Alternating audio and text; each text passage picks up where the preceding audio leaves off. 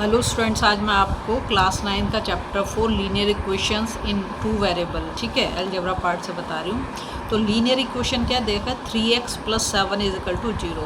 बहुत ही सिंपल सा। यहाँ पे आपको वेरिएबल कितना देख रहा है, वेरिएबल का मतलब है लिटरल, ठीक है। ये x है, मतलब x की वैल्यू वेरी कर सकती है। अब वो जो लीनियर इक्वेशन बोल रहा है तो इसकी हाईएस्ट पावर कितनी होगी, 1। देखो x के ऊपर कुछ नहीं लिखा, मतलब उसकी पावर कितनी है, 1। ये तुम ध्यान में रखोगे।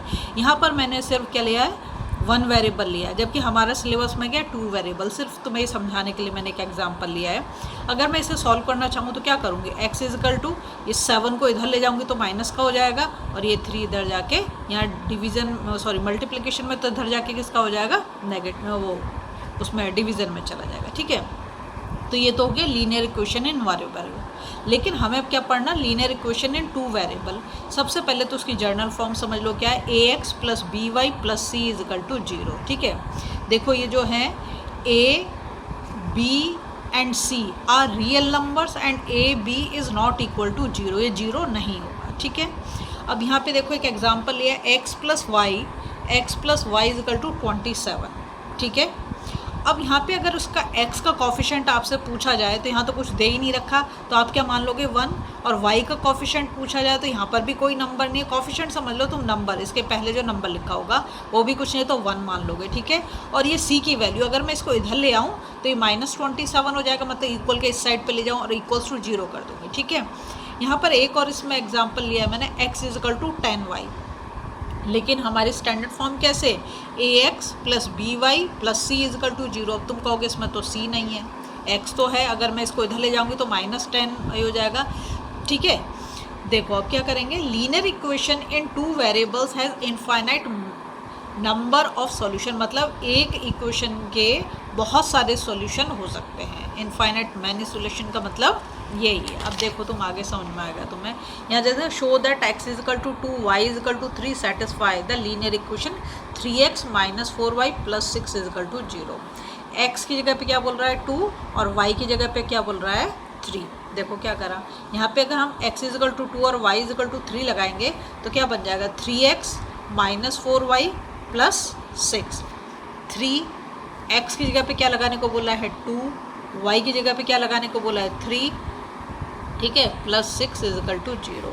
तो 3 2 जा 6 और 4 3 जा 12, माइनस का हो गया, +6 = 0। अब ये देखो, ये प्लस का और ये प्लस का, तो 6 + 6 -12, ये वाला इक्वल्स टू 0।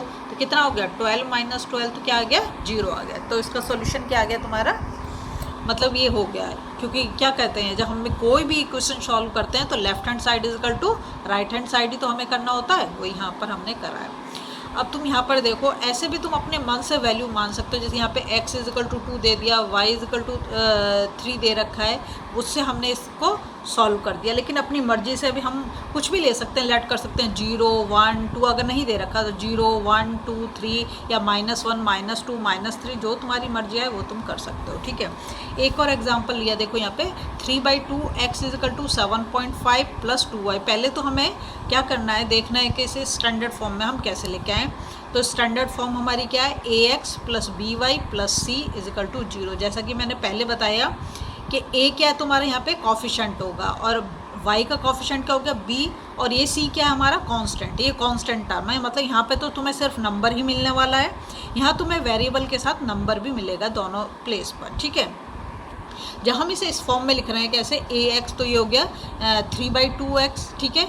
फिर क्या आना चाहिए, y टर्म आने चाहिए, और यहाँ पर प्लस का है, लेकिन हम इक्वल के इसे दूसरी साइड पे लेके जाएंगे तो किसका हो जाएगा, माइनस का, तो -2y, और ये हमारा कांस्टेंट, इसको भी इधर ले गए तो -7.5 = 0। यही तो हमारा बोल रहा है, ठीक है, स्टैंडर्ड फॉर्म। अब यहाँ पर देखो a की वैल्यू कितनी है, a की जगह पे क्या लिखा हुआ है, 3/2, तो मैंने लिख दिया यहाँ पे 3/2। b की जगह पे देखो क्या लिखा हुआ है, -2, तो मैंने b = -2 कर दिया, और c की जगह पे क्या है, -7.5, ठीक है। एक और एग्जांपल समझो, यहाँ इक्वेशन ली है x + 5/7 = 0। अब तुम्हारे दिमाग में आना चाहिए, जो स्टैंडर्ड फॉर्म है, स्टैंडर्ड फॉर्म तो हमारी क्या बोलती है, वो बोलती है ax + by + c = 0, ऐसा होना चाहिए। पर यहाँ पर देखो तो y टर्म तो बिल्कुल गायब है, y तो है नहीं, x है, c है, लेकिन y टर्म तो बिल्कुल गायब है। तो क्या करोगे, x की जगह पे x लगाओ, प्लस अगर तुम किसी भी नंबर को 0 से मल्टीप्लाई कर दो तो आंसर क्या आ जाएगा, तो 0 ही हो जाएगा ना तुम्हारा। तो नहीं दे रखा तो तुम 0 इंटू वाई कर दो, ठीक है, प्लस 5/7। अब तो आ गया तुम्हारा ax plus B Y plus C equal to 0। तो यहाँ पर a की वैल्यू कितनी है 1, कोई नंबर नहीं है तो 1, b की वैल्यू कितनी है 0 और c की वैल्यू तो दे रखी है 5/7, ठीक है। एक और एग्जांपल देखो, यहाँ पे दे रखा है एक y माइनस 2/3 इजकल टू 5। यहाँ पर तुम देखो कि x गायब है, x टर्म ही नहीं है, जबकि हमारी स्टैंडर्ड फॉर्म क्या बोलती है ax plus B Y plus C equal to 0, है ना। और यहाँ पर देखो तो क्या कर दिया 0x, क्योंकि 0 से जब हम x को मल्टीप्लाई करेंगे तो x तो 0 हो जाएगा, प्लस यहाँ पर सिर्फ y दे रखा तो 1 से 1 इंटू वाई कर दिया, माइनस 2/3 माइनस 5 इक्वल्स टू 0। अब तुम कहोगे भाई कॉन्स्टेंट टर्म में तो एक ही होना चाहिए, कोई बात नहीं, इसको इधर ले आओ, ठीक है। अब देखो ये हो गया ax plus B Y plus C equal to 0। तो क्या हुआ, a की वैल्यू कितनी आ गई 0 और b की वैल्यू कितनी आ गई 1 और c की निकाल देंगे हम। क्या करेंगे यहाँ पर एक नंबर लेके एलसीएम लेंगे तो हमारा ये हो जाएगा -17/3, ये हमारी इसकी वैल्यू आ गई, ठीक है। एक और चीज़ आप क्लियर कर लो कि अपने मन से भी इसकी वैल्यू तुम मान सकते हो, और मतलब लीनियर इक्वेशन इन वेरिएबल अगर ग्राफ तो अब तुम्हारे सिलेबस में नहीं है, ग्राफ में अगर तुम करोगे तो हमेशा एक स्ट्रेट लाइन बनेगी, ये ध्यान रखोगे। और कहाँ से पास होगी 0 0 से, जो ओरिजिन होता है वहाँ से पास होगी, और हमेशा एक स्ट्रेट लाइन। अब तुम्हारे उसमें ग्राफ नहीं है इसलिए मैंने ग्राफ वाला नहीं करा।